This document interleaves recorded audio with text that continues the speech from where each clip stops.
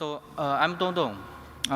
Today I'm going to present to you my Safe Trace project, which includes a set of very powerful eBPF safe performance tracing tools. I'm also going to show you some real production examples to demonstrate how we use these tools to significantly improve the efficiency of performance troubleshooting. So when there is a safe performance issue, it might manifest itself with as slow requests that showing in the safe status or in the safe log. But often, there can be sometimes there is no slow request at all. But from the client side, we can still observe declined IOPS and increased latency from the monitoring dashboard or some benchmarking tools. For the later one, we don't even know where to start looking because everything looks clean in the cluster side. So in the past, we've been heavily relying on these troubleshooting methods, especially perf dump and enabling the debug logging. But unfortunately, they are not efficient. I mean, you can try to collect the data and even spend hours to analyzing the data, but still, it would be very hard to get a very good insight about where exactly the slowness is happening for those high latency operations that happening in the cluster. The reason is because all those methods lack of the lifecycle latency for each operation. So what's lifecycle latency? Lifecycle latency for an operation should be able to tell us how much time does this I/O spend on each stage of its I/O path. For example, for an OSD operation, it should be able to tell you, okay, how much time this I/O operation spent on the messenger level, how much time spent on the OSD level, how much time spent on waiting for the secondary OSD to reply, how much time spent on the blue store layer. And we can even break down this major layer into multiple sub-stages, which I'm going to show you later. So that's the motivation for me to implement this Safe Trace project, which is really trying to measure the lifecycle latency for an OSD operation so that we can know where exactly the slow that happens in the I/O. I'm just going to give you a brief idea about how this tool can measure the lifecycle latency. For example, if you want to measure how long does this OSD operation stay inside the OSD OP shard queue, you can instrument eBPF programs into those two functions, InQOP and DQOP. And then for every operation that entering into these two functions, the eBPF program will record the time step when the I/O enter into the function. And then you can just use the DQOP's time step to subtract the InQOP's time step. Then you get a Q latency for that I/O.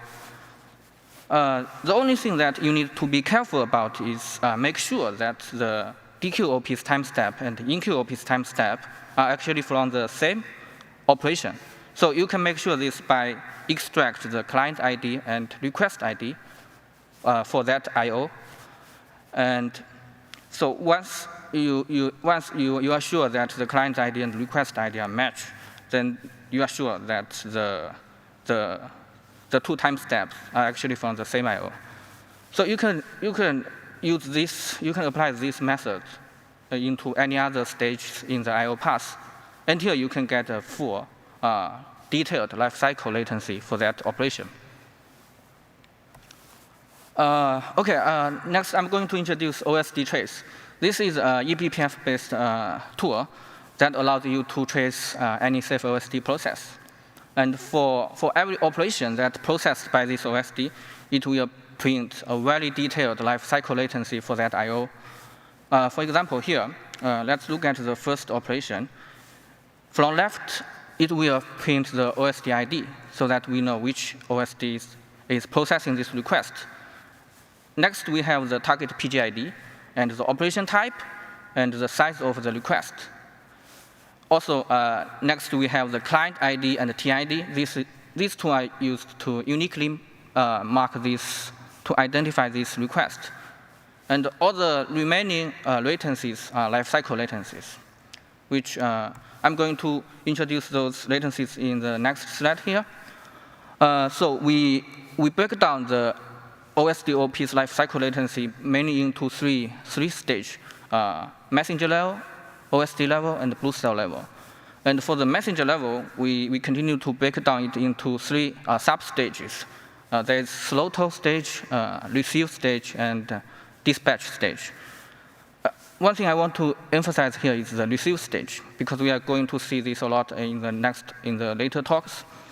So the receive latency measures the time when the OSD receives the first byte of the message to the time when the OSD receives the last byte of the message.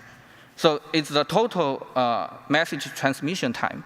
It's a very good indicator of the performance, networking performance in the host. And next, after the operation is dispatched into the OSD queue, we have a queue latency to measure how long does this I/O stay in the OSD-OP queue. And once this operation is pulled from the queue, OSD will do some verification. And we have the OSD latency to measure the verification time. And after this verification is done, this operation will be forwarded to its peer OSDs and in the same time submit to the BlueStar. So the peer matrix is very useful here. It can show you exactly how long does this I/O wait for the secondary OSD to return. For example, here we can see it waits for about 8 milliseconds for the OSD4 to return. And in the BlueStar layer, we also break down it into 4 sub-stages. Each stage corresponds to one of the BlueStar transaction states. And the last one, KV commit, I think a lot of you are very familiar with this. This is the latency that measures how long does the BlueStar submit the metadata to the logsdb. And last, we have the total OP latency. This OP latency is not a simple sum from all the above latency. It measures the time when the operation enters into this OSD to the time when the OSD has done processing and reply to the client. So it's the total end-to-end latency. So OSD trace will capture those 3 types of requests. The first one is OP write. This is a write request from client to the primary OSD. And the line that I marked red here is something very interesting I can show you. It can actually tell you if your operation is stuck for some background process. For example, if it's waiting for the scrub, it will actually show you that. Next is the sub-OP write. This is a write request that's sent from primary OSD to the secondary OSD. And the last one is the OP read. This is a read request from client to the primary OSD. Okay, next I'm going to give you some production example about how we use this tool to solve customers' production issue.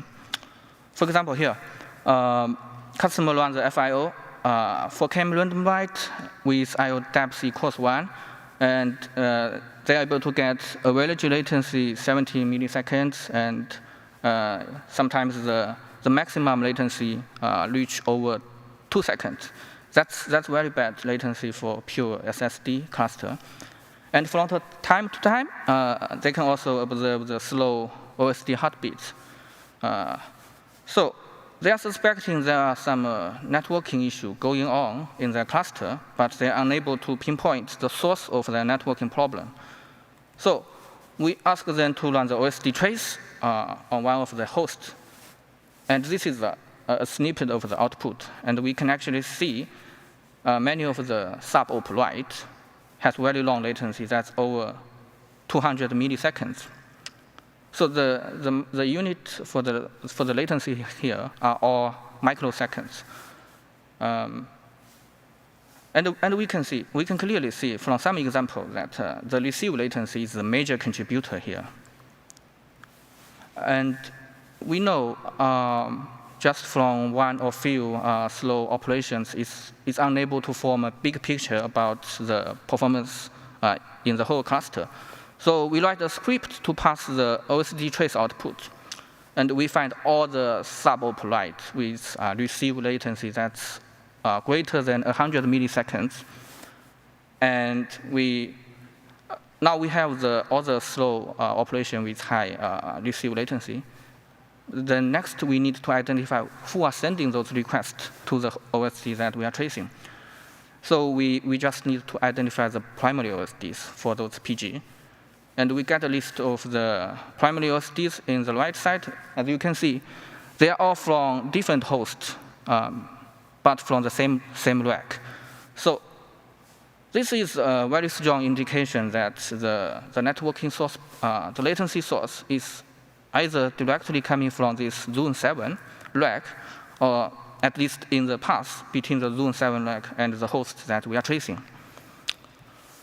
Another issue, another customer reported they see laggy PGs from time to time, and we are suspecting would this be a networking problem again, because networking problem could definitely cause laggy PG. So we asked the customer to find one primary OSD for one laggy PG and use the OSD trace to trace that primary OSD. And we find most of the operation that's higher than that with latency greater than 100 milliseconds, that they are waiting for another OSD, which is the peer OSD here, 22. And next, of course, we are going to run OSD trace to trace this OSD 22 to find where the bottleneck is in this secondary OSD. And we clearly see the bottleneck is in the blue store level. So this tool tells us the receive latency is not the problem, because the maximum receive latency is only about 2 milliseconds. So at this point, we can exclude networking problem and focus on the major contributor here, which is the blue store layer latency. And because blue store talk to disk directly, so it's very high chance they have some disking issue. So we ask them to upgrade their disk firmware, because they are running very old firmware, and do the DB migration, migrate the DB to a separate, larger NVMe device to alleviate the main device I/O pressure. So this has shown very promising result. We haven't observed any laggy PGs after that. Next, I'm just going to give you some highlight about how to run this OSD trace. All the detailed steps are in the README file in the project, which you can read it later. One point I want to highlight is the minimum kernel version that required for this tool to run is 5.8, because I need the rim buffer feature. Next is those tools no longer need to install debug symbol. As for how to achieve that, you can read the README file later.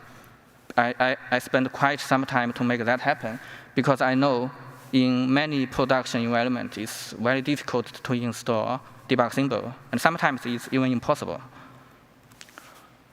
Next, I'm going to give you an introduction about the radostrace. So unlike the OSD trace, radostrace can trace any librados-based Ceph clients, including VM, OpenStack service like Cinderglance, Rados Gateway, or any librados-based application. So radostrace can give us a very good performance insight from a client perspective. For every single I/O that a Ceph client sent to Ceph OSD, radostrace will print a very detailed information for that I/O. For example, let's take a look here. It will tell you the process ID, the client and TID, and the target PG ID. And most importantly, it can tell you what are those OSDs that involved into this I/O. We can see it from the acting set here. And we have the size of the request, and we also have the latency. This latency is also in microseconds. This is a round-trip latency. It measures the time when the client sent out this request to the time when the client receives a reply from the OSD. And next, we have the object name and operation types and the offset and length. So this is radostrace. Next, I'm going to show you how we use radostrace to help customers solving the production issue. So customer runs the 4K random write with IO depth equals 1.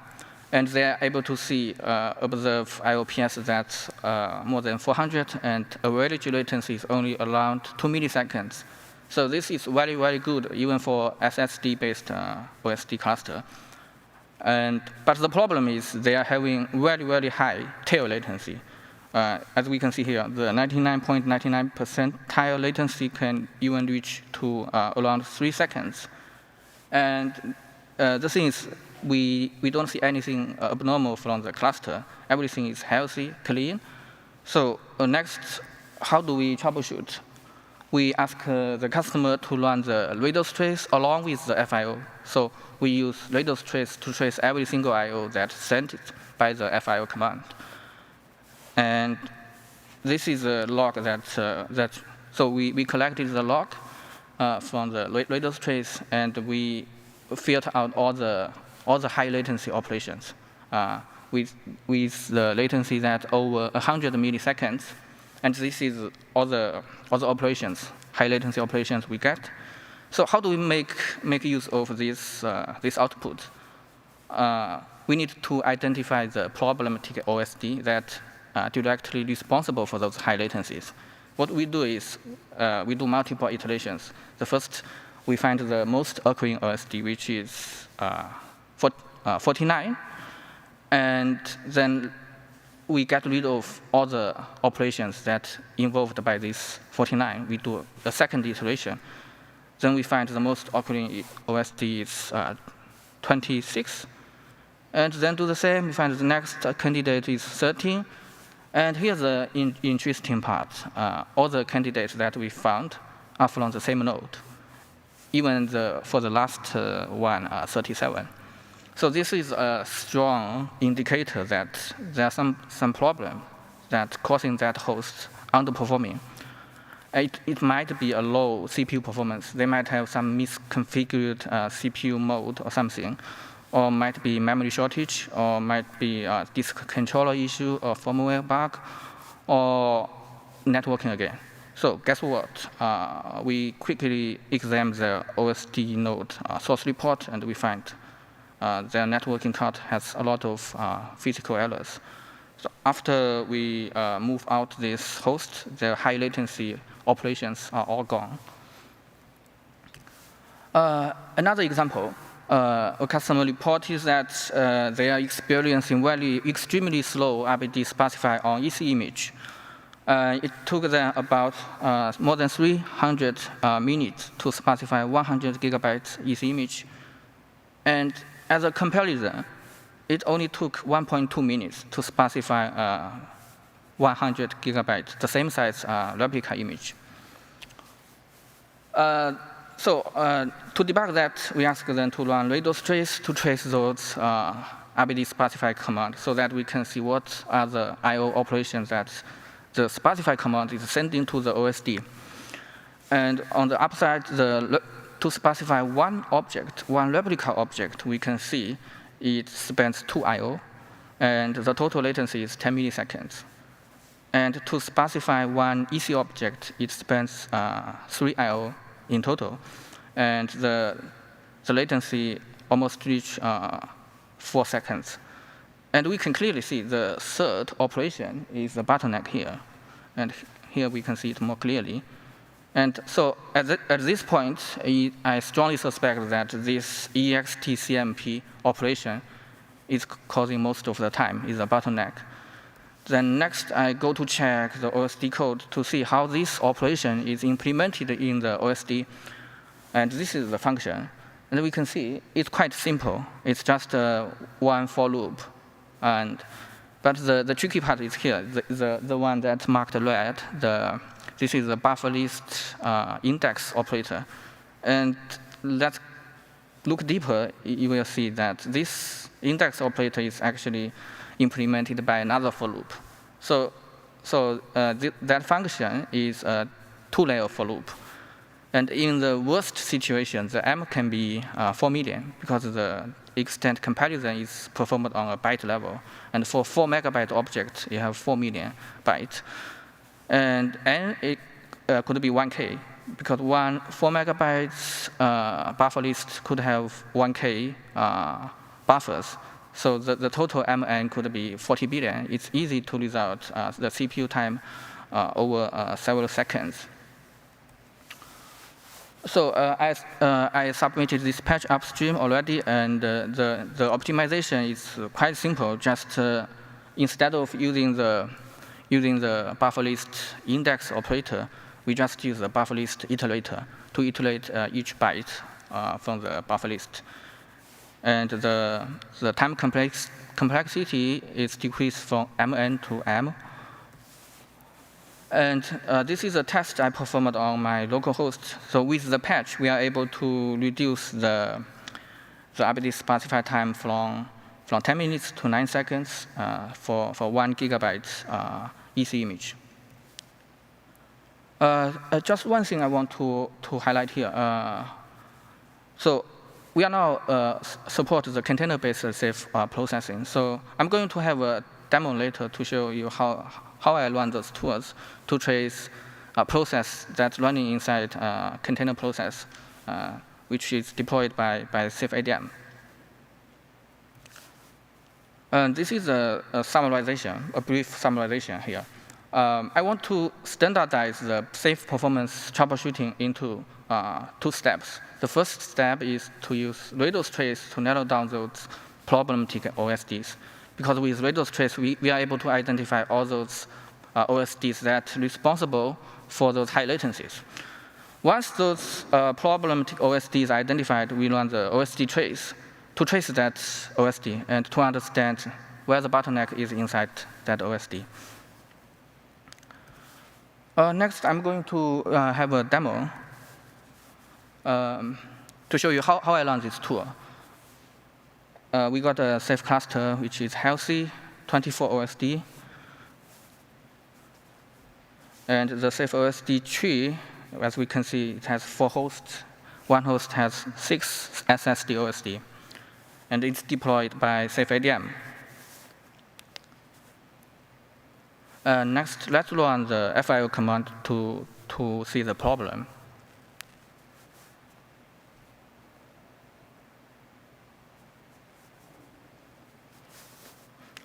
OK, 100 seconds later, as we can see, the write request has very high tail latency.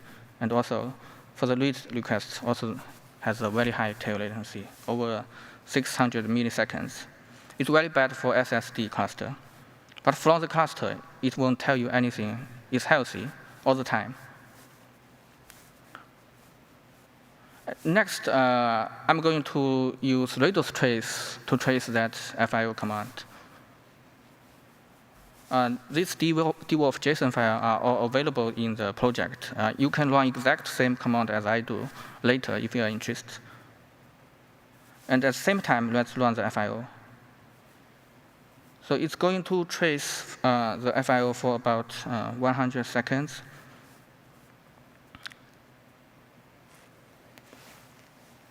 OK, after it finishes, it generates a radostrace log file. And let's find all the operations that with latency greater than 100 milliseconds. OK, this is all the operations. Next, let's try to find the problematic OSD. We have a radostrace analyzer. This is a script. You need to feed this script with the radostrace log file and the OSD tree.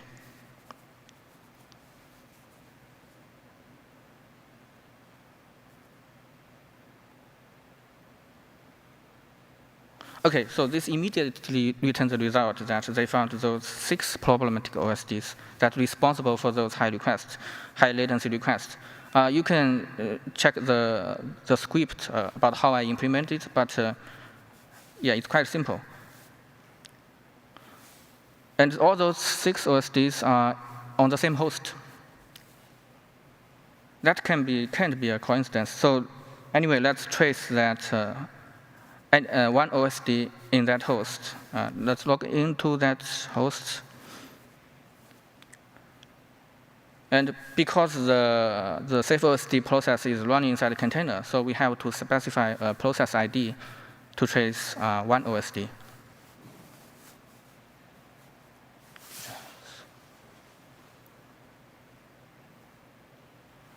Let's pick the OSD level, copy the process ID. And then let's trace that OSD. Again, the dwarf JSON file is also in the safe trace project. You can get it later.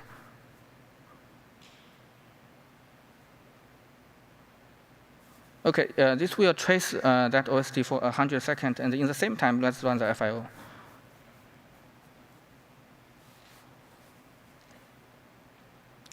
It's generating all the lifecycle latencies. Okay, 100 seconds later, let's analyze this OSD trace log file. We also have an OSD trace analyzer.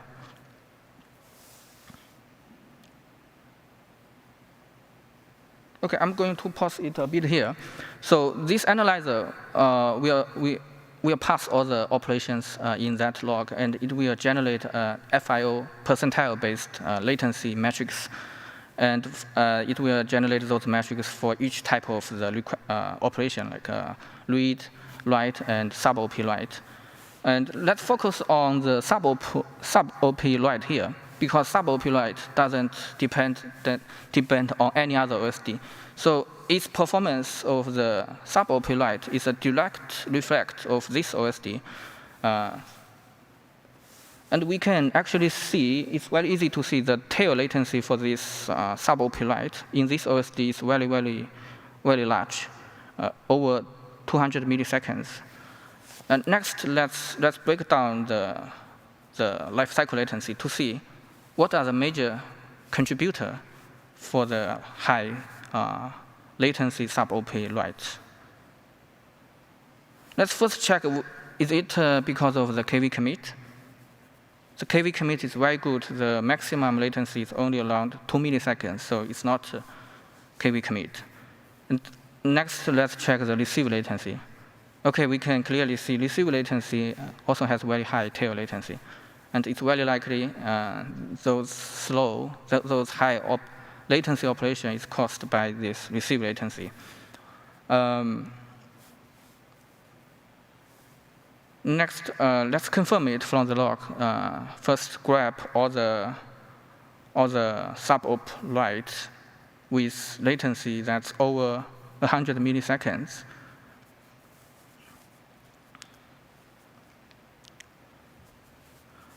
We can clearly see the receive latency is a major contributor here. So this is a strong indication that the problem is on the networking side. And it's actually because I have injected 5% packet loss on the network card. And then next, let's fix the problem and run the FIO again.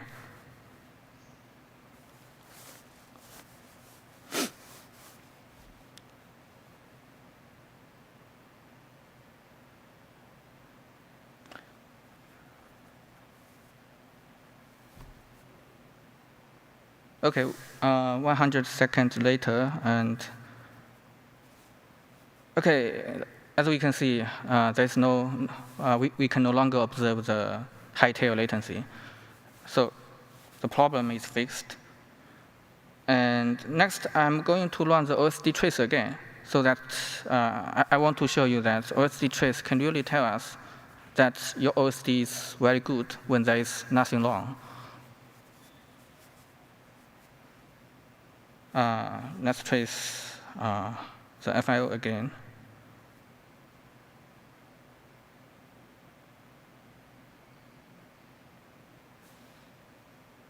Okay, next let's analyze the OSD trace log after the fix.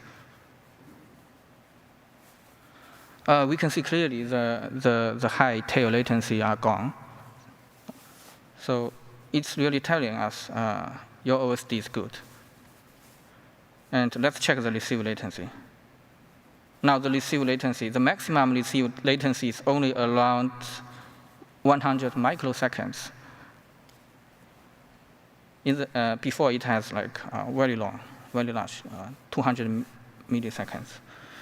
Okay, I'm going to show you something here. So this is the FIO number. The IOPS for read and write are both 208. This is the result when I run the OSD trace to trace one OSD. And if you see the previous run, when I didn't attach the OSD trace to any OSD process, the IOPS is 208 and 209. So this means the performance impact by the OSD trace is almost unnoticeable, at least when you are tracing one OSD.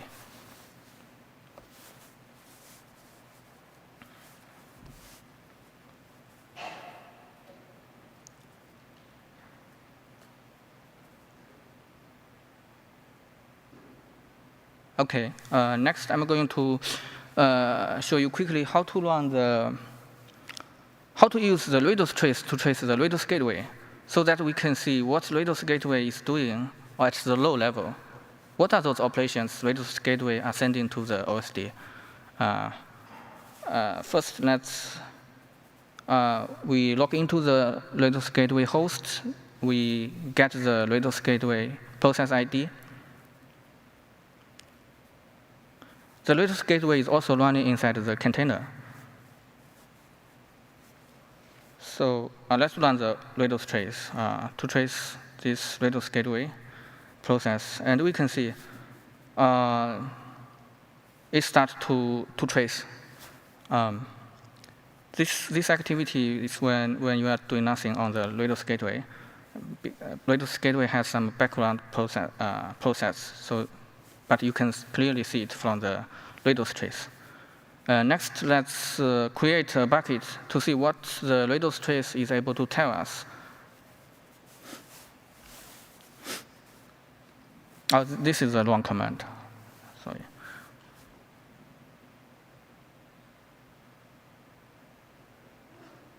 Okay, let's create a bucket, and then let's go to check the rados trace output.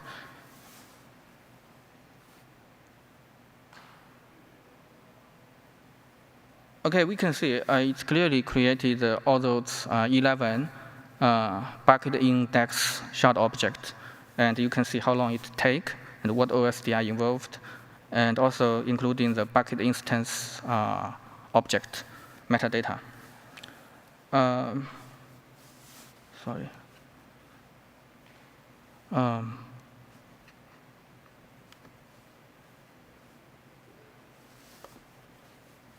I still have something to share.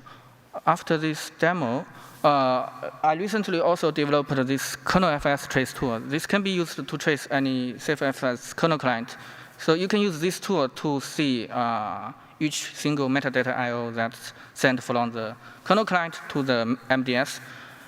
For each I/O, it will print very detailed information, including the operation type, the file name, the target MDS, and the unsafe reply latency and the safe reply latency. And also, we can add any metrics you want. Like Patrick just told me we can add the file caps. I think it's very useful. So I will do this later. Also, we can trace any single I/O that's sent to the OSD. You just need to run it with the OSD mode, and the output is very similar to the rados trace. Okay, this is the future work. Next, I'm trying to implement the MDS trace so that we can see the request lifecycle latencies for each MDS request that's processed by the MDS. And next, I'm going to try to implement the testing framework. And I also hope we can have a wider distribution support. nowadays, I confirm that I tested that this can work without problem on Ubuntu and CentOS stream. And I believe it is able to work on any other Linux distribution, but we just have to test and welcome any contributors. This is a GitHub repo for the SafeTrace project, and also I added the demo link here. And also there is a presentation that I gave in SafeAlacon 2023. In this presentation, I gave very detailed technical details about this project. If you are interested, you can take a look. And lastly, welcome everyone to test it, use it, and contribute to it. It's open sourced, so everyone can use it as we use it. Yeah, that's all from me.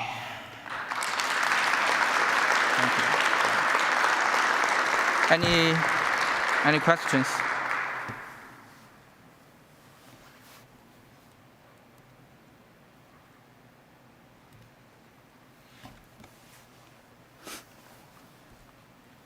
I haven't had a chance to look at your repo yet, but what are the primary build dependencies? Mainly just BCC, or? Actually, no BCC is required. No. The dependency is very, very minimal. Just some. Actually, most of the packages in Ubuntu is already there. Yeah. Okay. But it's written in C and C++ mainly, or? Right, C++ and the C. Okay, I see. Thank you. Yeah, I forgot to mention, to run this tool, once you have the binary, you don't need to download any dependency. Just run the tool. No need to download anything. So, in the past, we need to use debug symbol, but right now, I can work around that. So no need to download anything to run the tool.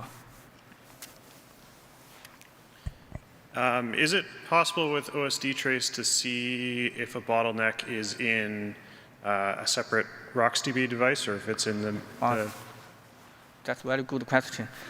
I believe we can do that, but right now I haven't implemented that. With those tools, I mean, this is very low-level eBPF program. We are trying to instrument the eBPF program into any user space code. So, in reality, we can actually, in theory, we can actually instrument any eBPF program into RocksDB code, and that's something I want to do. Yeah, next.